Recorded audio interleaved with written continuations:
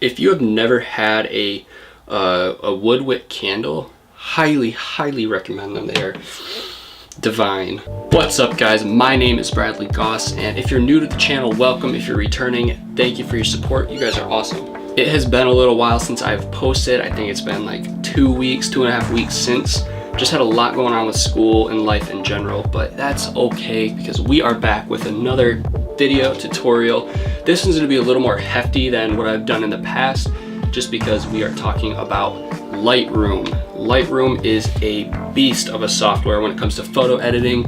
If you are looking to get into photography, or you have already started but you want to up your game, Lightroom is the way to go. And today I will teach you all the basics, everything that you need to know about Lightroom so you can hop in and start creating awesome content.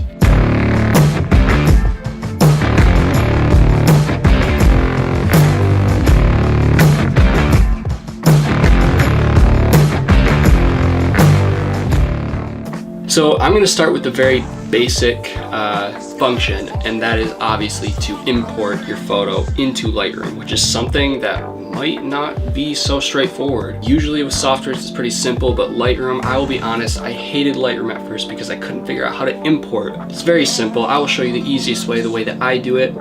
Simply go to your, oops, let me start my screen recording.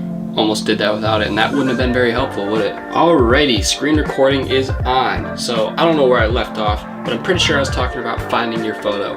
So once you have your photo or photos that you want to bring into Lightroom, highlight them, click open with, hit, it might come up on yours, mine does not, so I have to hit other, and find Lightroom.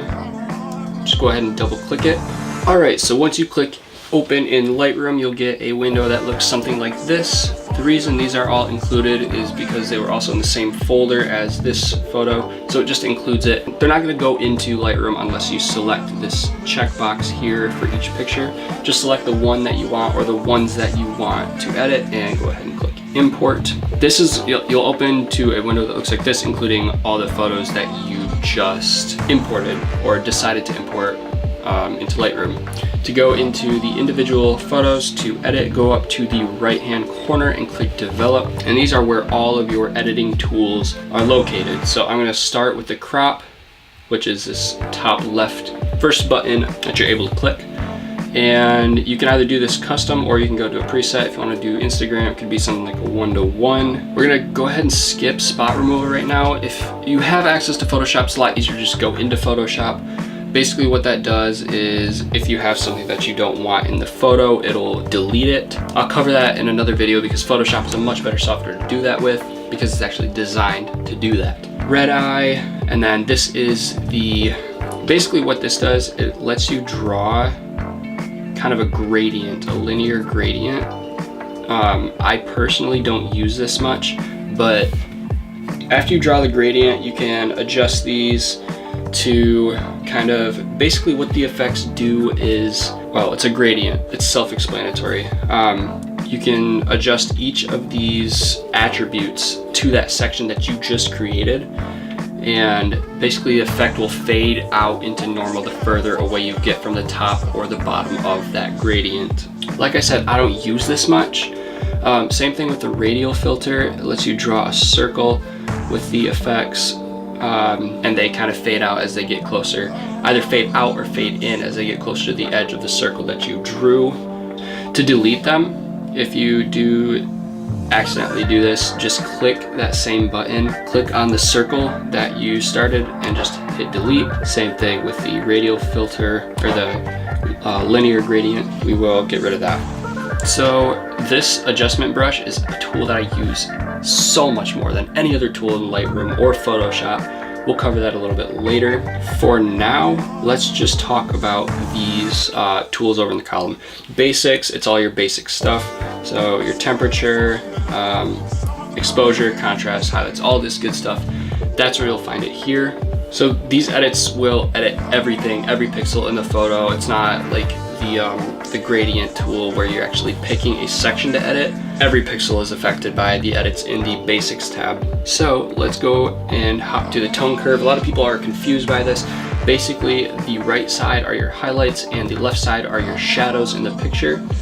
Typically what I do is go to each color individually. RGB, red, green, and blue, obviously. So basically what this means, I'm gonna go ahead and put a point at the top and the bottom. In the highlights, the right part of the graph, if you want your shadows to be, your highlights to be a little more blue, or you want to add blue to your highlights, drag this up. If you want to take the blue out of your highlights, drag it down. Same thing with here, except for shadows. If you want more blue shadows, drag it up. Less blue shadows, drag it down. And to reset these, just double click on the points that you made. You can do that for each of these individual colors. And then this one is how you can manually set your contrast. Decrease your highlights or increase your highlights, and decrease your shadows or increase your shadows. Again, double click to reset. That is it for the tone curve. It's kind of intimidating when you first see it, but once you actually play around with it, you start to understand better. It's a very simple tool. HSL, this was a tool that I only recently started to use, and it has been so helpful in my editing process. Basically what it does is it finds pixels of each of these 8 colors, I believe, yeah, and it lets you adjust those individually. So based on their hue, their saturation, and their luminance, thus the term HSL. We'll stick with, let's do red, because my flannel is red in this picture, so we'll only adjust the reds. So hue kind of changes how that color looks. So obviously going all the way to the right is pink, all the way to the left is pink, all the way to the right is orange. I'm just gonna go ahead and leave that in the middle. I don't play with hue too much unless I want to change the color of water or something, make it a little more blue or a little more aqua. Super helpful in terms of changing colors to match what you want to show your audience. Saturation, obviously drain it or boost it, and then luminance, how bright do you want them to be? Do you want it to be pretty dark or pretty light? So here is after HSL editing the saturation and luminance, here's before, just makes that color really pop. Split toning, it lets you add a color to your highlights and your shadows. So let's say we want our highlights to be a little bit blue. I'll turn up saturation just so you can see what we're doing here. All the highlights are being changed based on the color that you are setting your hue to. If you don't want it to be so extreme, just drop your saturation of that color. I don't usually use this much, but it is a very helpful tool. Same with the shadows. If we want our shadows to be red, that's what you do. But again, it's not a tool that I use extensively, but it is nice to have if I need to. Detail, you can increase your sharpness, but of course, if you're increasing your sharpness, you're gonna get more noise, so make sure you do reduce your noise. Typically, I don't play with this, but again, it's just one of those things that is nice to have if you have a camera that's maybe it doesn't have as many megapixels as you might want, or you just want a sharper image overall. That's where you'd go. Lens corrections, don't really need to know much about it. Basically, if there's any distortion caused by your lens, and Lightroom actually already knows what your lens is, so it makes adjustments based on what they already know about that lens. Typically, I will enable profile corrections. In this case, I won't because it's already cropped and there's not really a lot of distortion with the lens that I was using. Chromatic aberration, I don't really want to get into that. It's a lot of physics, and typically I do remove that just so it's not super important to know what it is. Typically I just check it just to check it, but if you really want to learn more about that, just Google it. It's really annoying to explain. Transform, if you want to rotate or like slant your picture for whatever reason. I have never used any of the tools in here, but if you want to, go ahead. It is your art, it is your work. Do what you want with it. But yeah, that's all your basic. If you want to like flip the image horizontally or on the x-axis, whatever you want to do with it, it's just in the transform tab. Effects, this is where you would get like a vignette or something. Drag it down to get a dark vignette, drag it up to get a light, and then change the attributes of that vignette from there. And then if you want to add green for artistic effect, that's where you would do that as well. And last but not least, calibration, which I've never used, and I don't advise you to use it unless you really know what you're doing. And if you're an expert, honestly, you really shouldn't be watching this video. Two more things. The adjustment brush, my favorite tool of all time. Oh, I love it. I absolutely love it. So basically what you're gonna do is click on it, and then you can adjust the size of your brush with the brackets. And if you go down here, you can choose your feather. I'm just gonna leave it how it is. So basically what this allows you to do is to select some area on your image, and apply adjustments to it. So if you see mine kind of makes it dark, that's because I have my settings set to when I paint, it just automatically lowers the exposure. If you do it, it'll probably be red because that's the default. I just do black because I find it a little bit easier to see what I'm actually doing. And so in this case, I'm actually just gonna paint away the background, just a really quick, basic paint, and bring the exposure back up to, well, we'll bring it a little down. And then clarity, we're gonna drop that all the way. So there's a lot of bokeh sharpness, drop that all the way down too.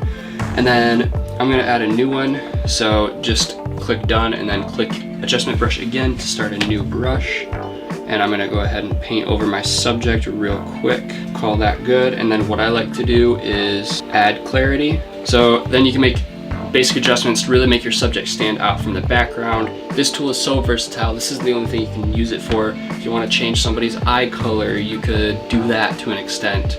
If you really zoom in and paint away just their iris, right? It's called an iris. Okay. Yeah, so here is before and after that edit. So obviously it's really quick just because the purpose of this video, but it adds so much. So the last thing that we're gonna do is exporting. It's really easy. Come up to File, click Export. Actually, let me back up. If you want to do multiple, you just go back to the library, select all the ones that you want to export, hit File, Export, choose where you're exporting it to. You want to name it, and the quality, typically I put all the way up and leave it in JPEG, and just click Export. And we're gonna hop over to the desktop because I think that's where I said, yep. And obviously the file name is wrong. It was for an edit for somebody else, but obviously you're gonna change that file name just to prove that this is the photo. Oops, still filling in. Okay, there it is. And here is our edit. That was a lot of content. This is probably gonna be like a 15-minute video, but that is the basics of Lightroom, you guys. If you have any other questions, please let me know. Follow me on Instagram, DM me. If you have any specific video ideas that you want me to do, if you want to learn something about photography or video, just let me know and I would be happy to throw something together. Go out and create. Use those Lightroom tools that I just showed you how to do, guys. It's really simple. It was really intimidating at first, but it's a really easy software once you actually understand and play around with the tools that you are provided. Thank you guys for watching. If you liked it and if you got some value out of this, please subscribe, hit the bell so you don't miss any other content that I post. And I will see you guys hopefully in another video. Find your reason to smile. Peace.